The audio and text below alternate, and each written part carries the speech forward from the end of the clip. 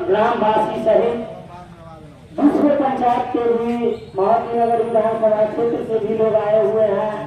दमन से सुरजीत श्यामल जी, देवानंद जी, सुरजीत श्यामल जी है।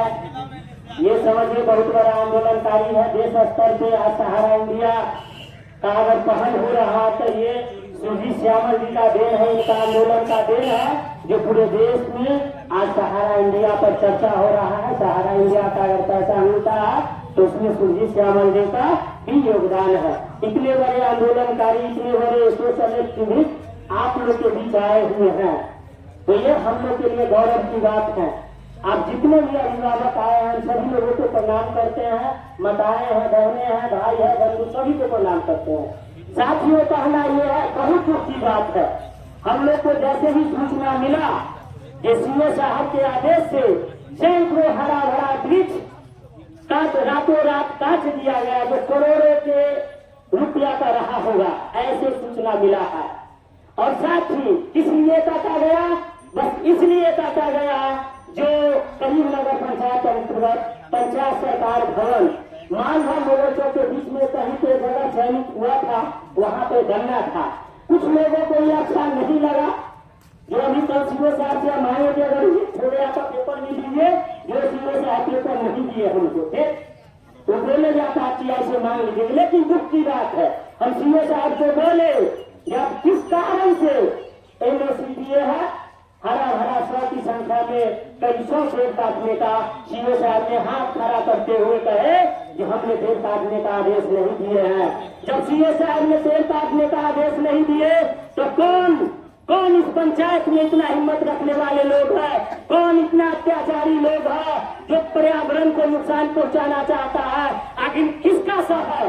जबकि सीओ साहब वहां बोले कि आपके पंचायत के अगर मुखिया जी भी चाहेंगे तो अगर पंचायत भवन जो वहां चला गया है चाहे जाएगा, अगर वो मुखिया जी चाहेंगे तो ग्राम सभा करके उसको रोका जा सकता है। लेकिन मालूम नहीं मुखिया जी का किस बात का डर है या किस कारण है या किनका उन पर दबाव है, ये पंचायत के लोगों को उनको बुला के पूछना चाहिए। आप जब उनके साथ है तो मुखिया जी को डरने की कोई बात नहीं होना चाहिए। इस पंचायत की इस मैटर पे मुखिया जी के साथ है लोग, लेकिन मुखिया जी को आना चाहिए और इन लोगों को समर्थन देना चाहिए।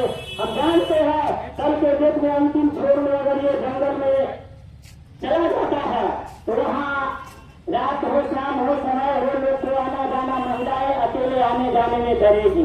जब एक साइड में बनना नहीं होता है, जहाँ जगह मिले ये ठीक है, लेकिन वो साइड में सही नहीं होगा जहाँ 3 महीना पानी रहता है। दोनों समस्या, एक तो पेड़ का भी काटा जा रहा है, दूसरा है ऐसे जगहों पर निर्माण की बात चल रहा है जहाँ 3 महीना पानी रहता है उसमें। तो साथियों को सोचने विचारने की बात है और मुखिया जी को देश भावना भूल के और इस पर विचार करने की जरूरत है। यहाँ से को ये कहे थे, एक राहत इंदौरी जी है जो बोले हैं लगे हैं सभी का खून है शामिल यहाँ के मिट्टी में, सभी के खून है शामिल यहाँ के मिट्टी में, किसी के बाप का हिंदुस्तान थोड़ी है और लगेंगे आग तो आएंगे सभी ये जरूर, किसी के बाप का हिंदुस्तान छोड़े है, कोई नहीं बचेगा। मुखिया जी अगर सुन रहे होंगे तो आप भी कान खोल के सुन लीजिए। आने वाला जनरेशन, जब आपकी बहू बेटी आने वाला जब वहाँ जाके लाइन में लग के जब जाती है आवास या अन्य कामों के लिए, जब वहाँ जाके पंचायत से दूर उस जंगल के एरिया में जाके खड़ा होकर जब लाइन लगा के किसी काम के लिए लाइन लगाना पड़ेगा तो उनको भी शर्म आएगा। जो हमारे घर परिवार के लोग मुखिया थे और उनके समय में पंचायत सरकार भवन ऊंचाते तो रुक जाता, ऊंचाते तो रुक जाते और उनके थोड़ा सा मायूस होने के कारण, चुप रहने के कारण ये पंचायत सरकार भवन ऐसे जगह पर चला गया। नहीं वहाँ जाने का व्यवस्था है, नहीं गाँव वहाँ है, एकदम खाली गाँव है, जंगल का एरिया है, वहाँ पर भेजने का काम किया है।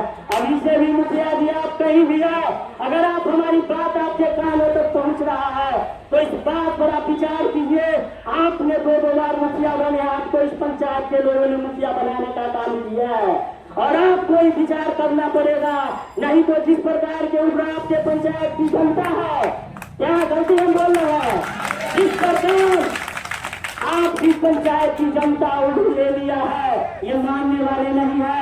अगर आप नहीं भी आइएगा, अगर आप इनको सपोर्ट नहीं भी कीजिएगा, तो हमको ऐसा लग रहा है आपकी पंचायत की जनता, महिलाएं, बुजुर्ग, नौजवान छात्र में इतना जुनून भर गया है कि रोकने का काम करेंगे। लेकिन आपका तरफ लोगों का आएगा, जब इस लड़ाई को लड़ा जा रहा है तो आपका मन क्यों भारी किए हुए हैं। जब इतिहास लिखा जाएगा, एक कहावत है साथियों, जब इतिहास लिखा जा रहा था, एक जंगल में आग लगा तो वहाँ सभी चिड़िया अपना अपना भागने का जुगाड़ लगा रहा था, लेकिन एक चिड़िया वहाँ पर था जो अपने चोंच में पानी लेकर और उस जंगल में पानी डालने का काम कर रहा था। साथियों, सभी चिड़िया पशु पक्षी हंस रहा था ये एक चिड़िया के पानी डालने से क्या ये जंगल का आदमी खा जाएगा। तो चिड़िया ने जवाब दिया, वो एक चिड़िया जो चोंच में पानी लेकर और आग में डालने का काम कर रहा था, वो जवाब दिया, हम जानते हैं हमारे एक बूंद चोंच में पानी डालने से ये आग नहीं बुझेगा, हम जानते हैं। लेकिन जब ये जंगल का इतिहास लिखा जाएगा, तो उसी इतिहास में हमारा नाम आग बुझाने वाला लेके आएगा और आप लोगों का नाम तमाशा फेंकने वाला लेके आएगा, आप लोगों का नाम तमाशा फेंकने वाला लेके आएगा। साथियों, ताजा ये है, मुखिया जी से हम आग्रह करने आए हैं, आज इस पंचायत भवन पर धरना प्रदर्शन करने का मुख्य उद्देश्य है ये पंचायत भवन। अगर मुखिया जी यहाँ नहीं है तो मुखिया जी के कानों तक आवाज पहुँचाने के लिए हम यहाँ आए हैं। या आप इस पर पुनर्विचार कीजिए, नहीं तो आपका भी नाम तमाशा देखने वाला में से आएगा। क्या हम गलत बोल रहे हैं? कहा गया है हमारे संविधान में 3 लोगों के पास ऑल पावर होता है।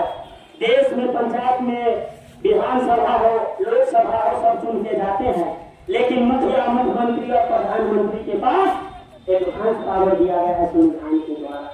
चाहेंगे मूल रूप से तो हम इनसे आग्रह करने आए ही है, लेकिन ये न भी रहेगा तब भी हमारा संघर्ष जारी रहेगा। उससे अच्छा है मुखिया की समर्थन दे।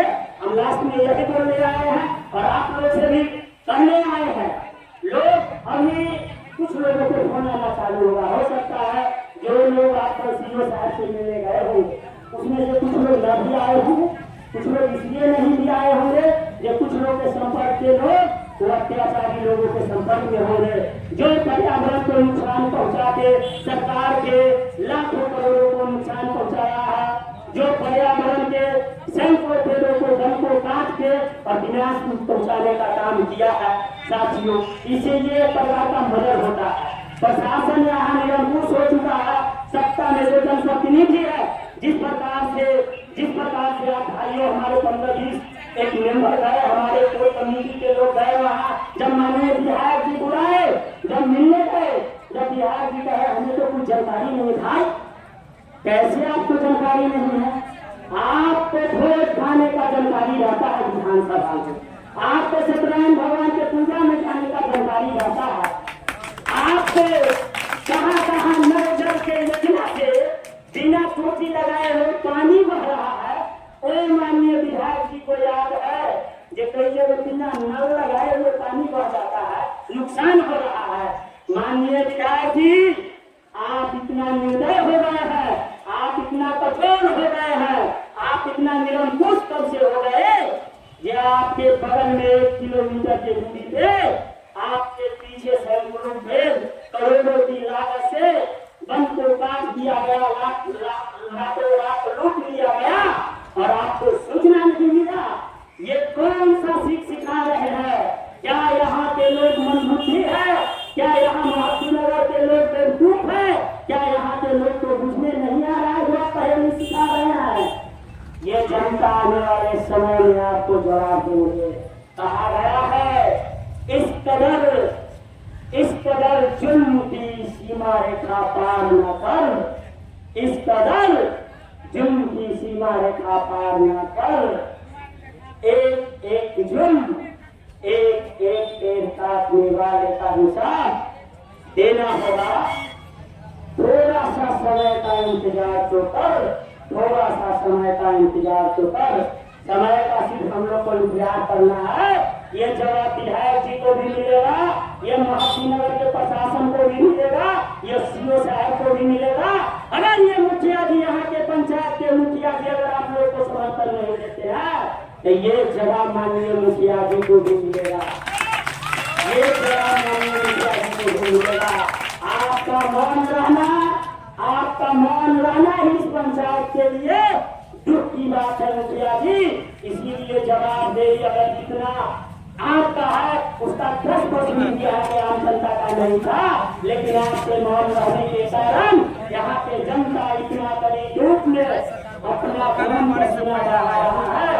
आपसे पूरा आग्रह है, इनके साथ आइए, बैठिए। जो लोग आपको वोट दिया है और लोग इसका समर्थन मांग रहे हैं, आइए इनके साथ बैठिए, इनके लड़ाई में आप शामिल होइए।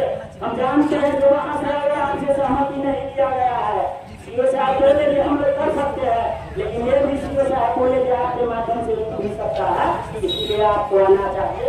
जय हिंद, जय भारत।